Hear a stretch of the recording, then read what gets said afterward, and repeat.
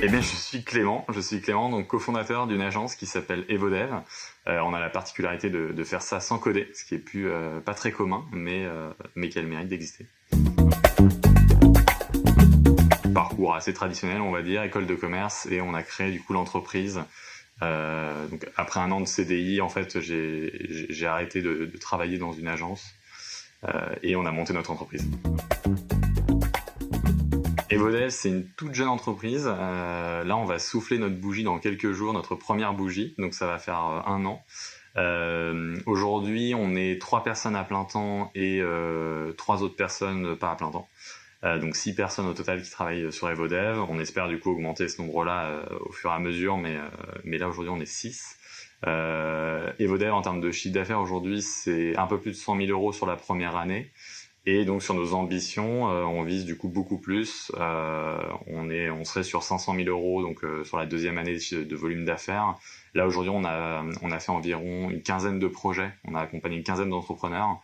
On espère en accompagner beaucoup plus sur l'année prochaine.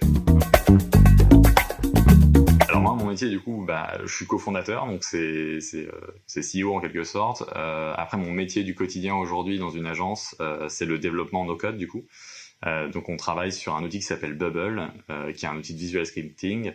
Et nous, notre travail, c'est tout simplement de créer des applications web et mobile pour des clients, en fait. Tous les jours, on a des challenges différents et on a des projets différents, donc ça c'est hyper intéressant. On a des personnes qui viennent nous voir avec une grande expertise sur leur domaine et sur la problématique qu'ils souhaitent résoudre en fait. Et nous du coup, notre travail à chaque fois c'est de les aider au mieux. Donc c'est ça qui est hyper intéressant, c'est qu'en fait c'est tous les jours c'est différent. Le fait des fois du côté un peu enfermé du dev, où des fois pendant 3 jours tu vas développer un peu enfermé dans ta cahute. Je suis quelqu'un qui aime bien le contact humain, donc c'est quand même c'est une partie où je trouve ça un peu dommage, mais aussi des fois très cool, parce que il faut passer par là pour réussir après à sortir le produit et le montrer à plein de gens et discuter avec plein de gens. Donc on va dire que c'est une étape nécessaire.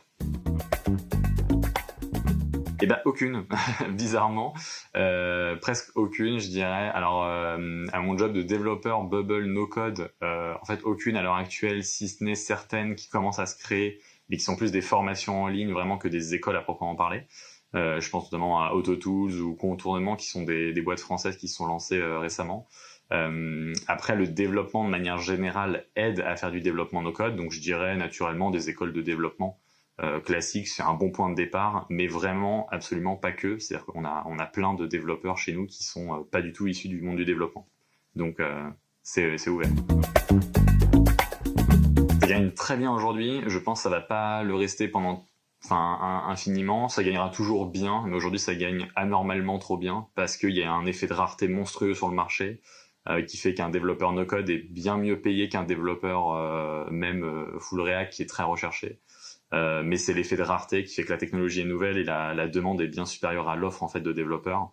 Il y a un moment où je pense que le marché va s'équilibrer et ce sera quelque chose d'à peu près, je pense, similaire, à peu de choses près avec un développeur lambda en termes de paiement. Donc c'est bien payé. Déjà absolument démarrer par un projet, en fait, c'est hyper intéressant de le faire comme ça. Donc trouvez un projet sur lequel vous avez envie de travailler et mettez-y vous, mais tranquille, faut pas se presser. On entend plein de choses sur le délai moyen c'est 1 à 2 mois pour apprendre, d'autres qui disent 6 mois.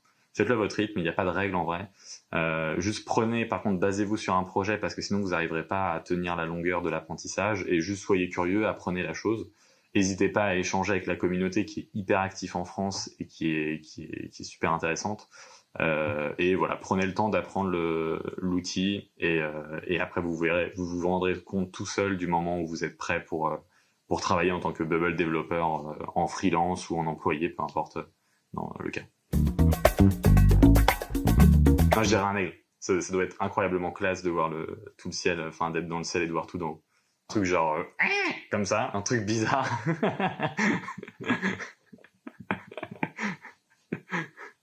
C'est dur à faire un aigle en vrai quand tu penses.